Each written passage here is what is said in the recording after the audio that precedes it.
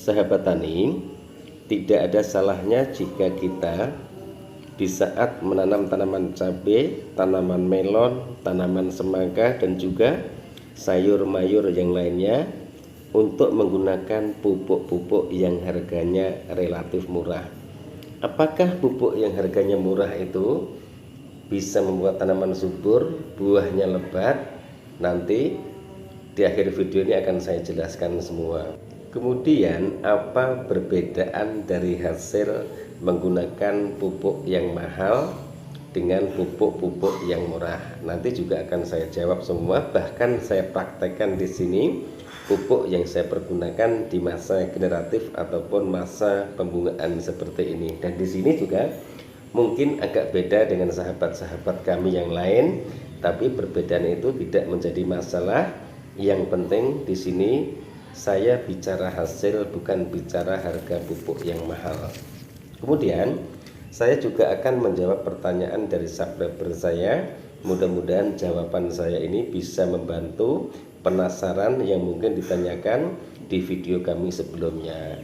Apakah tanaman cabai yang sudah berbuah ataupun berbunga dipupuk menggunakan pupuk SP36 kemudian ZA, bunganya tidak rontok, buahnya tidak rontok? Di sini akan saya jawab dan akan saya praktekkan secara langsung.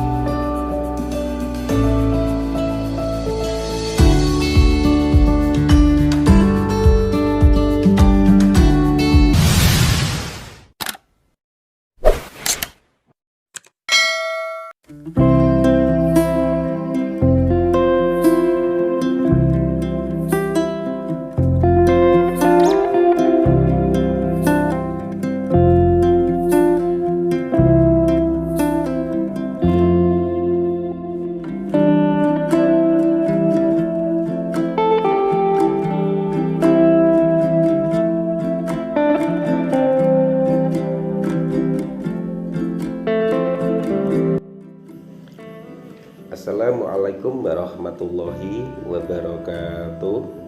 Bismillahirrahmanirrahim. Allahumma sholli ala sayyidina Muhammad wa ala ali sayyidina Muhammad. Berjumpa kembali dengan saya Heri Petani Indonesia. Pada kesempatan kali ini teman-teman, saya akan melakukan pemupukan tanaman cabai saya. Itu yang pertama.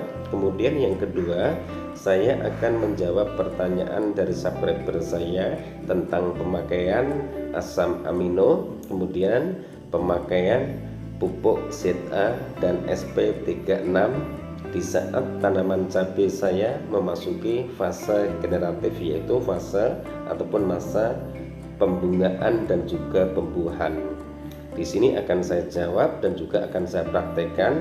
Pupuknya pun juga akan saya pergunakan di sini. Memang ini beda dengan sahabat-sahabat kami yang lainnya. Di saat tanaman cabai memasuki masa generatif atau masa pembungaan, biasanya menggunakan pupuk KNO3 warna putih, nutrisi, dan juga yang lain sebagainya. Tapi di sini saya hanya menggunakan pupuk ZA dan juga SP36. Mungkin agak beda, biasanya kalau tanaman cabai memasuki masa generatif itu menggunakan MKP, kalium, dan kalsium. Tapi ini saya pupuk menggunakan SP36 dan ZA. Dan untuk dosisnya teman-teman, 1 sendok makan itu untuk 2 tanaman teman-teman, dan saya taburkan di tengah-tengah. Jadi di lubang tengah-tengah itu bekas tanaman semangkanya, itu untuk 2 pohon tanaman cabai. Kemudian sampingnya lagi itu untuk 2 pohon tanaman cabai kanan kiri. Jadi jangan sampai dilakukan pemupukan di lubang pengocoran yang biasa lakukan pengocoran di sini. Ini jangan, ini terlalu dekat sekali. Nanti yang ada pupuk ZA itu termasuk dosisnya agak tinggi. Jika pemupukan ditabur itu jaraknya hanya sekitar 10 cm, biasanya akan merusak perakaran tersebut. Jadi 1 sendok makan itu untuk 2 pohon itu sudah cukup, karena 1 sendok makan ZA sama CMP itu sekitar 12 gram teman-teman. Jadi 1 pohonnya itu kebagian 6 gram. Itu sudah bagus sekali, karena ini tanaman usianya sudah memasuki 92 hari setelah pindah tanam. Begitu seterusnya teman-teman. Kemudian jawaban saya, apakah tanaman cabai yang sudah berbunga ataupun berbunga di pupuk menggunakan ZA sama SP36 tidak rontok? Jika seandainya tanaman cabai saya ini rontok, kemudian bunganya rontok, nggak mungkin ataupun tidak mungkin saya lakukan pemupukan menggunakan SP36 ataupun ZA, teman-teman. Teman-teman bisa cek video-video kami sebelumnya. Di saat sahabat-sahabat kami semua menggunakan pupuk NO3 warna putih, MKP, kemudian ditambah lagi dengan kalium, kalsium, saya malah menggunakan pupuk SP36. Biasanya saya tambahkan KCL, tapi ini malah saya tambahkan dengan ZA yang harganya lebih murah daripada KCL. Jadi intinya tidak jadi masalah, karena selama ini saya sudah mencoba lebih dari 7 kali. Di saat tanaman cabai saya sudah memasuki masa generatif, sudah mulai muncul bunga-bunganya dan buah-buahnya pun juga sudah banyak, saya lakukan pemupukan menggunakan pupuk ini. Jadi itu teman-teman jawaban saya, penjelasan saya selalu melakukan itu. Jika ada teman-teman yang menggunakan pupuk NO3 warna merah, warna putih, itu pun juga silahkan. Tapi saya selalu berusaha bagaimana tata cara saya merawat tanaman cabai, tanaman melon, dan juga tanaman semangka itu menggunakan pupuk yang harganya itu lebih murah. Misalnya saya beli NO3 80.000 itu dapat 2 kilo, saya belikan pupuk yang 80.000 itu mendapatkan 10 kilo, teman-teman. Kalau ZA malah dapat 12 kilo. Berarti logikanya bisa dapat ratusan pohon. Kalau NO3 2 kilo kadang-kadang hanya dapat sekitar 400 pohon. Itu pun juga kita sudah ngirit-ngirit sekali. Jadi kita bicara hasil. Jika pupuk yang murah saja bisa menghasilkan buah-buah yang maksimal, untuk apa kita menggunakan pupuk yang mahal? Terkecuali kalau teman-teman semua mempunyai modal yang besar, itu silahkan. Tapi intinya yang kita cari adalah hasil panennya, bukan masalah pupuk yang mahal ataupun nutrisi yang mahal. Dan untuk nutrisinya saya juga hanya menggunakan kalinet, itu pun juga sangat irit sekali, teman-teman. Saya tidak mau menggunakan nutrisi yang macam-macam selain kalinet. Dan untuk pembenah tanahnya saya hanya menggunakan asam humat power soil. Videonya pun juga sudah saya buatkan semua. Oke teman-teman, saya akan melanjutkan pemupukan ini. Nanti jika sudah selesai akan saya jelaskan kembali langkah-langkah kedepannya untuk perawatan tanaman cabai saya di fase generatif ataupun fase pembungaan dan pembuahan ini. Silahkan tonton videonya, dan jika ada pertanyaan silahkan ditulis di kolom komentar. Insya Allah akan saya balas, teman-teman. Oke teman-teman, pemupukan menggunakan ZA dan SP36 sudah selesai saya lakukan.